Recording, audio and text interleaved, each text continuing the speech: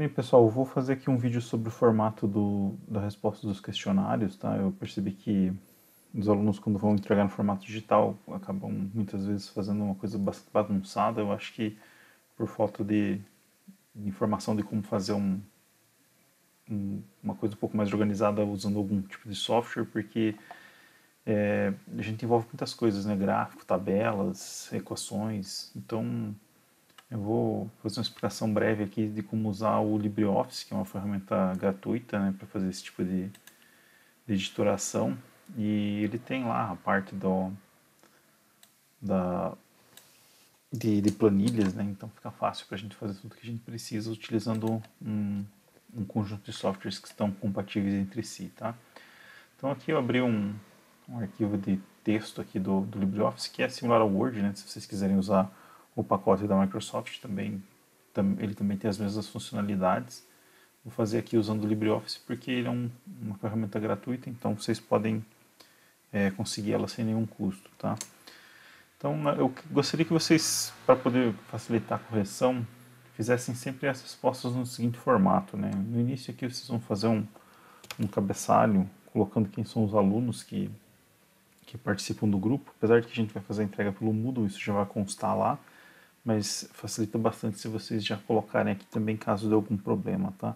Então, se for necessário, eu posso baixar o arquivo e fazer uma correção sem ser lá na ferramenta do Moodle, tá? Então fica mais garantido que a gente não vai ter problemas, tá? Então, vocês podem colocar aqui os nomes dos alunos.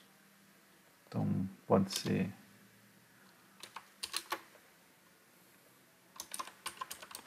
aluno 1, aluno 2 e por aí vai, né?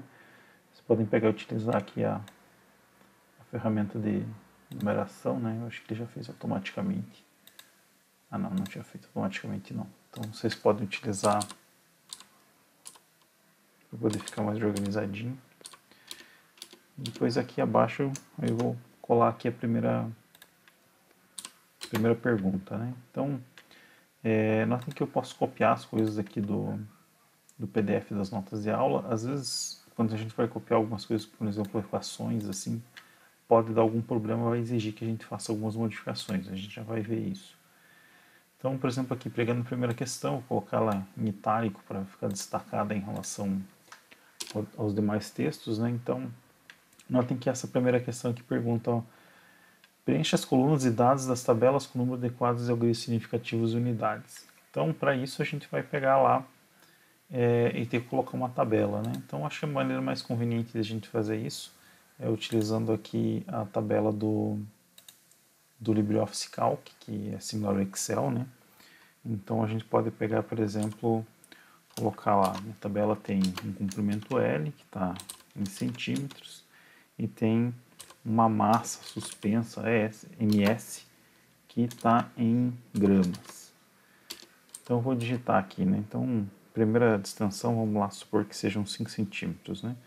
Vou colocar aqui 5,00, que é a medida que eu tiro lá com uma régua ou uma trena. Quando eu apertar Enter vai ficar só 5, né? Por quê? Porque ele sabe que 00 ali não tem significado para ele, mas a gente já vai ajustar. Aí o próximo, digamos que tenha sido 10, que tenha sido 5 em 5 aqui, né? Para poder facilitar, eu posso simplesmente copiar e arrastar. Claro que isso teria que ser medidas, então seriam valores bastante específicos aqui que a gente vai ter que verificar, né?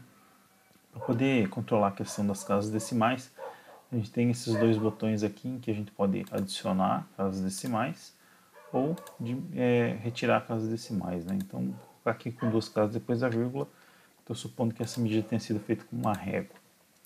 Agora, para a questão da balança, né? Vamos lá supor que a gente tenha feito medidas de massa, temos lá 50,1 grama.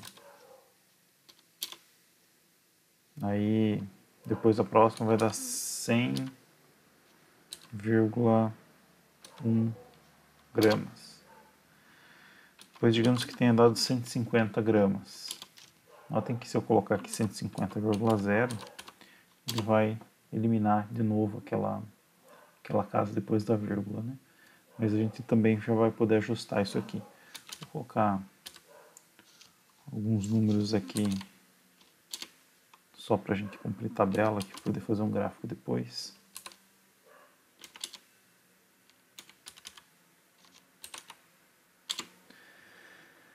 E aqui eu vou selecionar tudo e adicionar uma casa. Veja que ele adicionou duas, né? Porque tinha alguns números que já tinha uma casa e ele colocou mais uma. Depois eu posso eliminar aqui e vai ficar todos com a mesma quantidade de casas. Aqui eu posso pegar e formatar essa tabela. Pegar, por exemplo, esses cabeçalhos e colocar eles centralizados. E colocar, por exemplo, um fundo aqui nessa primeira linha. Depois vou pegar e colocar bordas. Eu só sei fazer com atalho aqui, Ctrl 1, ele vai abrir um diálogo onde eu tenho várias coisas, né, incluindo bordas. Eu posso colocar aqui as bordas, apertar OK, e agora eu tenho essa tabelinha, né? Então eu posso simplesmente copiar essa tabela e vir aqui no LibreOffice e colar. A formatação ela perdeu, né? Então na formatação acho que a gente tem que fazer aqui direto no Writer, né? Caso a gente deseje fazer alguma formatação, né? Aí as bordas estão aqui. Então notem que a gente tem uma tabela devidamente formatada aqui, com os dados que a gente precisa, tá? Bem, próximo passo. Se a gente for lá ver a questão 2, ele vai pedir, olha, elabora um gráfico assim, assim, assado, né? Então, vou pegar e copiar o texto. Colei o texto aqui. As linhas eu tenho que ajustar porque ele copia as quebras como estão no PDF. Vou colocar em itálico. E aí vou notar aqui que tem esse set aqui, que era de uma nota lateral que tinha aqui, né? Eu posso eliminar essas notas laterais, elas não precisam constar no questionário entregue, né? E aí vocês vão ver que tem uma equação aqui que ficou um pouco alterada, tá? Já vamos voltar nesse ponto aqui, vamos tentar ver a questão do gráfico antes. Então, a gente vai poder utilizar software para poder fazer gráfico e a gente vai verificar que o gráfico que a gente vai fazer é o que a gente chama de gráfico de espalhamento, né? Então, se vocês olharem aqui, tem um botãozinho inserir gráfico. Vocês podem clicar aqui, ele vai de cara usar um gráfico de barras, que não é o que a gente quer um gráfico de dispersão. Então, se eu clicar aqui em próximo, tem algumas configurações que a gente pode alterar, mas não é o caso aqui. Continua com informações que não são necessárias. Aqui a gente pode ter algumas informações que a gente pode querer alterar. Por exemplo, colocar um título no gráfico de extensão de uma mola.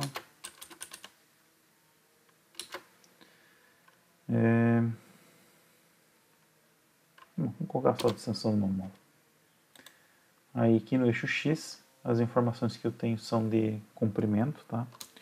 Então vou colocar aqui L em centímetros.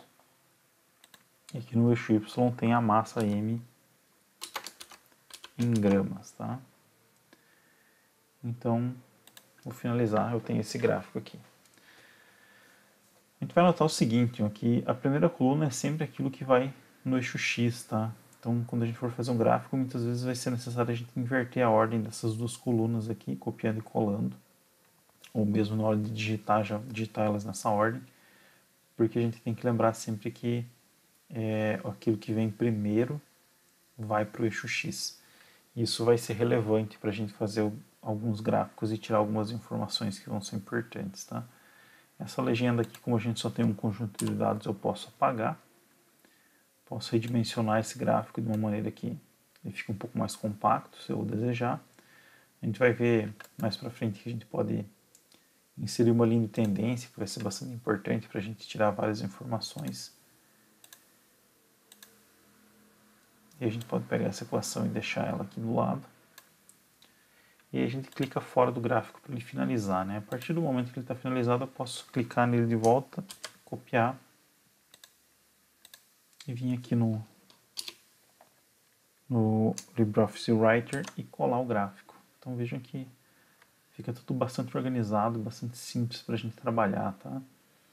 Aqui no cabeçalho talvez vocês desejem colocar algumas outras informações, como data, a, talvez a turma seja mista, tem alunos de vários cursos, mas se não for o caso, vocês podem colocar a turma também, colocar o professor, essas informações para a gente poder ficar fácil identificar aí a quem fez as respostas do questionário e para quem elas são destinadas, né? No caso é para mim e claro que no Moodle a gente não necessariamente precisaria colocar isso, mas é sempre interessante. O que mais que a gente precisa fazer? Bem, notem que tem a questão aqui das equações, né? A gente vai usar muito matemática para poder fazer a comunicação dos nossos resultados. Então é essencial que a gente possa usar equações. Aqui, por exemplo, tem esse MS, que eu coloquei um sublinhado para designar que eu estava fazendo um subscrito, que isso é bastante comum da gente utilizar, mas a gente tem uma solução melhor, tá? Então aqui no LibreOffice a gente pode fazer o seguinte, vem aqui no menu inserir, e aqui tem esse objeto OLE, e aqui objeto de fórmula. Vou clicar aqui, a gente vai ver que ele faz uma caixinha esquisita aqui, que é onde a gente vai digitar as coisas dentro. A gente pode digitar lá se a gente quiser, a gente pode utilizar esses operadores aqui, ó, na lateral, tem várias opções, tá? Então, por exemplo, se eu quiser somar duas coisas, ou usar um sinal de mais ou menos, ou fazer uma divisão, fração, eu posso clicar aqui e aí ir digitando depois aquilo que eu desejo, tá? Então, por exemplo, se eu clicar aqui, veja que aparecem as duas caixinhas da razão, ó. E aqui é interessante a gente verificar o seguinte, é mais fácil a gente fazer essa edição nessa parte de baixo. Onde tem um lugar da caixinha ali, aparece esse sinal aqui, que é um menor que, interrogação maior que é um lugar que é justamente para você apagar e fazer e colocar o texto que você desejar, né? Eu vou colocar aqui um mzão dividido por, sei lá, L, ou sei lá, P. Então notem que fica uma equação bonitinha, né? M dividido por P. Não é o que a gente precisa aqui, né? Vou digitar de volta. Para editar eu posso dar duplo clique. E aí ele volta para esse painel de edição aqui. Aí eu vou, já sabendo o que eu preciso, né? Eu preciso colocar o M, que é da massa. Eu vou colocar aquele traço baixo, ele já entende que eu estou querendo escrever um sublinhado, tá? Daí eu vou colocar o S, que é da massa suspensa, né? Na hora que eu clico fora aqui, vocês vão perceber que ele vai ficar com um MS bonitinho ali, designando aquilo que eu preciso, tá? Esse L também, na verdade, precisa ser uma equação para ele ficar com aquela formatação bonitinha de equação, tá? Então, objeto LE, objeto de fórmula, eu posso simplesmente digitar L aqui, e aí a gente vai perceber que ele fica com aquele itálico característico das equações, tá? Agora, essa equação aqui é um pouquinho mais complicada, então eu vou apagar aquilo que foi copiado, inserir o objeto OLE, fórmula. Então, só para mostrar para vocês aqui, se eu não lembrar como é que faz o sublinhado, né, a gente tem aqui, ó, formatos, e aí eu posso clicar aqui, ó, subscrito à direita. Então, percebam que aparece lá, ó, a primeira parte, que seria, nesse caso aqui, o F, a segunda parte, que é aquele E minúsculo, que é da força elástica, né? Agora, o que mais que eu preciso? Eu preciso colocar aquele símbolo de produto, né? Isso é um operador binário, né? Então, eu vou procurar aqui. E tá aqui, ó, multiplicação com x, né? Eu posso usar com ponto também, se eu quiser. Então, nota que ele colocou aqui o marcador do lugar, né? Eu posso simplesmente tirar. Eu percebo que, na verdade, aquele x ali eu posso simplesmente escrever em inglês, né? Times, e ele já vai aparecer aquele marcador. Aí agora aqui a gente precisa colocar o ΔX, né? Como que faço as letras gregas? Para fazer isso a gente vai colocar o sinal do percentual, daí a gente vai digitar, como é um delta maiúsculo, a gente vai digitar delta, tudo em maiúsculo. E aí depois eu vou colocar o X aqui.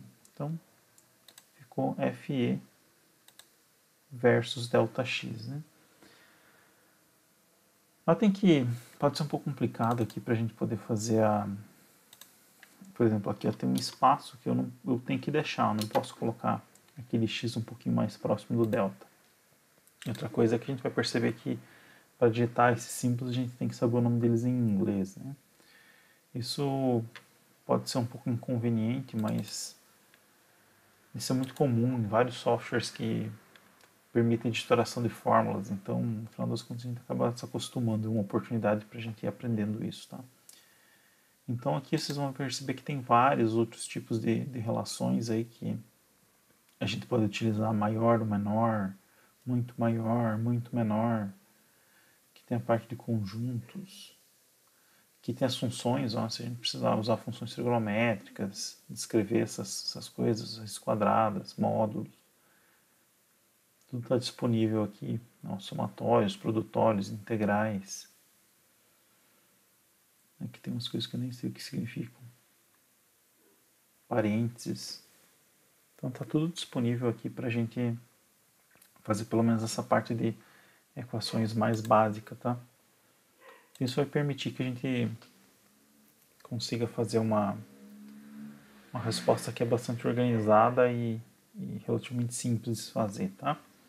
Então, se vocês tiverem mais alguma dúvida em relação a como fazer essa parte de equações, vocês podem me procurar na aula, no horário de atendimento, para a gente poder fazer isso de uma maneira bastante organizada, que facilite aí a compreensão de quem está lendo, no caso, né? Para poder fazer uma boa correção. E de uma maneira que vocês não penem aí para fazer uma coisa que, na verdade, é bastante simples. Finalmente, quando a gente for fazer a submissão, vocês vão perceber que eu vou exigir lá no Moodle que seja enviado um único arquivo PDF, tá? Então, para poder exportar com PDF aqui é muito fácil. Então, aqui do lado da opção de imprimir, a gente tem o botão exportar diretamente com PDF. Então, se a gente selecionar aqui, a gente pode simplesmente salvar em arquivo PDF e depois fazer a submissão. Vamos notar lá que só precisa uma das pessoas do grupo fazer a submissão, não precisa ser todo mundo, tá? A partir do momento que uma delas fizer a submissão, eu já posso fazer a correção e atribuir a nota a todos. Bem, por enquanto é isso. Se vocês tiverem mais dúvidas, é só procurar. Até mais.